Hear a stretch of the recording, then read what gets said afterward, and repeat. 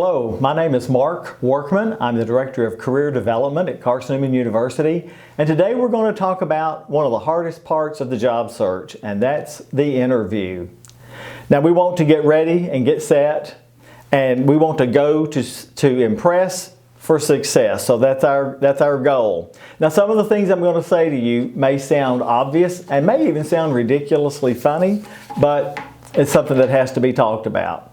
For example, the first thing is, on the day of your interview, you need to make sure that you have had a shower and that you are well deodorized and you are ready for a really hectic day. You want to make sure that you have dressed appropriately. You picked out your clothes long before. You want to make sure that you are dressed professionally and make sure that everything looks right, that the color coordination is there, that your tie, gentlemen, is tied properly, and that you're ready for the day. You will want to take with you to the interview multiple copies of your resume, just in case, multiple copies of your reference information as well. And then you want to get there. So getting there can be a real struggle, especially if you are in a downtown metropolitan area. You've got to figure out, where are you going to park? How long is it going to take you to walk from the parking lot to the place where the interview is going to take place? And you need to arrive 15 minutes prior to the event. Now, you want to add into that timing the opportunity to run by the restroom. Once that's all taken care of, look in that mirror and say, "You've got this, you can do this."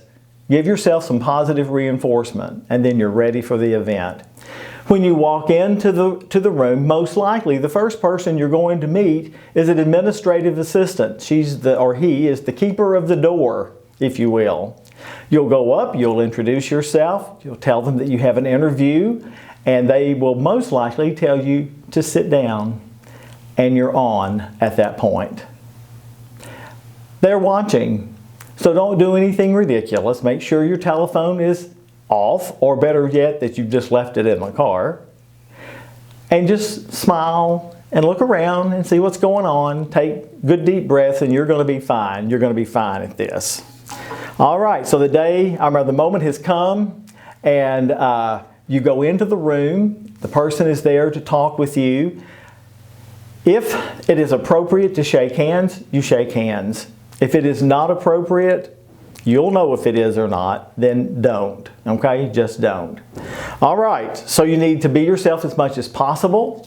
You need to listen very carefully. It is the #1 skill in an interview.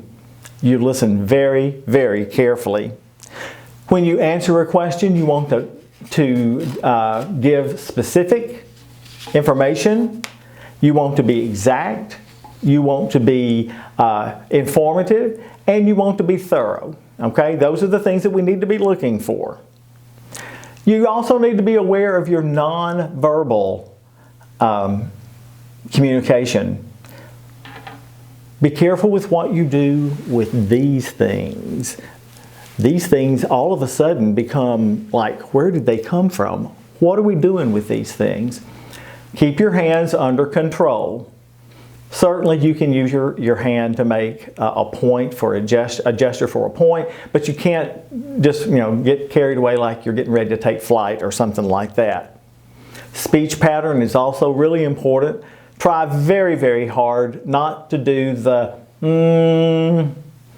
well,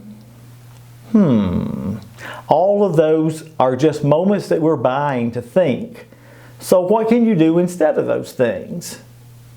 Silence. It's just a couple of seconds. That's what I've given between the last couple of comments, a couple of seconds. It gives you an opportunity to collect your thoughts and get ready to give the answer that you want to give. Stay positive no matter what. Even if you think maybe you didn't answer the question as well as you wanted to, don't get down on yourself. Stay positive, stay positive. In the interview, if things are going well, it's going to feel more like a conversation than it is a grilling. And There's going to be give and take, back and forth, back and forth. If the interviewer is skilled, you're going to be very comfortable in what is going on. When the interview is beginning to come to an end, it will be obvious because the interviewer is going to say something like this. Well, do you happen to have any questions for me? The answer is always yes. Always have a question. The interviewer is expecting you to have something at the table. And so let's say that you've been listening to all parts of the conversation that's been going on, and he's covered everything in your idea of what the question needs to be. So here's the perfect question. So what is it about this organization that made you come here and want to stay as long as you have? That is a perfect question because people love to talk about themselves. When that is finished, he very well may ask again, do you have any other questions? At that point, it's okay to say, no, I think we've done very well. Thank you very much for the information that you've given me. And now it's time to leave. You'll be asked to stand and leave the space. You might want to make sure that you get a card, a business card. You want to make sure that if he has not already asked for your references, that you have given those references. Almost always that happens very early on. And then you're ready to go. You turn it in reverse, you go back outside, you see the administrative assistant, thank them for their time, and then you still have some work to do once you get out of the room. One of the things you want to do is take notes as quickly as possible. What happened in that interview? What was your strength? What was your weakness? Where would you like to improve? Get those things down as quickly as you can because our memories begin to shorten a bit as we walk toward the car. So you need to make sure you have a pad, you need a pencil or a pen to get that taken care of. Another thing that you want to do when you get to the car is you need to write a thank you note to the person who did the interviewing. It needs to be short and to the point, but it does two wonderful things. One, it surprises people. Thank you notes have all of a sudden become almost unheard of.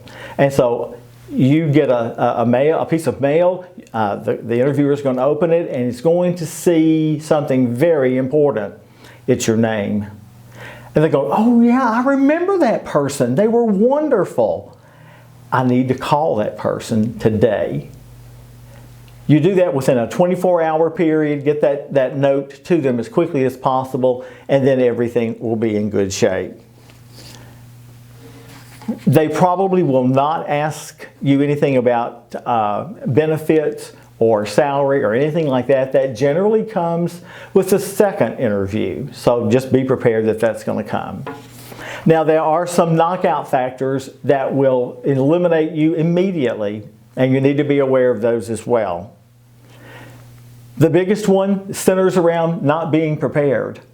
If you are not prepared, then you're going to not be able to effectively answer the questions that you've been asked, even if you're listening very carefully. If you're not prepared, you don't know what you're going to say. You do not want to be late. It speaks volumes when you're late, so make sure that you are on time. A positive attitude, a smile on your face, all of these things are extremely important in giving the kind of image that you want to give. Not asking that end of the interview question would not be a smart move on anybody's part. And then of course if your body language is not good, then you're in trouble there. Now there are some things that interviewers cannot ask you about. These are illegal questions and you just need to kind of be aware of them. A conversation is going to, of course, have give and take and give and take, and an illegal question may slip in without anybody even thinking about it. For example, they cannot ask your age. Age discrimination is alive and well. It affects two groups of people, those who are just going into the job market and those who are on the other end, a little bit older. They cannot ask your national origin. If you have an unusual or exotic accent. They can't ask where you're from. It's just not legal to do that. There's no question that is appropriate about race. It is against the law on the state level and on the national level. So it's really important that none of those questions are going to be asked. They cannot ask specifically about your religion until they make an offer. Once they make an offer, then they can. They cannot ask if you're married. They cannot ask if you have children. Because what they're really looking for, if they ask those questions, is how much time is your family going to take? They cannot ask how tall you are. They cannot ask how much you weigh. They can ask how much weight you can carry for a particular job task that they may have. They cannot talk about disabilities. That is against the rules and regulations. They can ask, are you physically able to do these job tasks that we have? They cannot ask about anything with the Army when it comes to the relation of how you were dismissed from the military. They just can't ask those questions. So if those questions come about, you have to be really creative in how you want to handle that. But generally, they're not going to be asked, but you just need to be aware of that. All of those things, in a nutshell, gives you what the interview day is probably going to be like. A good interview is going to last somewhere in the neighborhood of 25 to 35 minutes.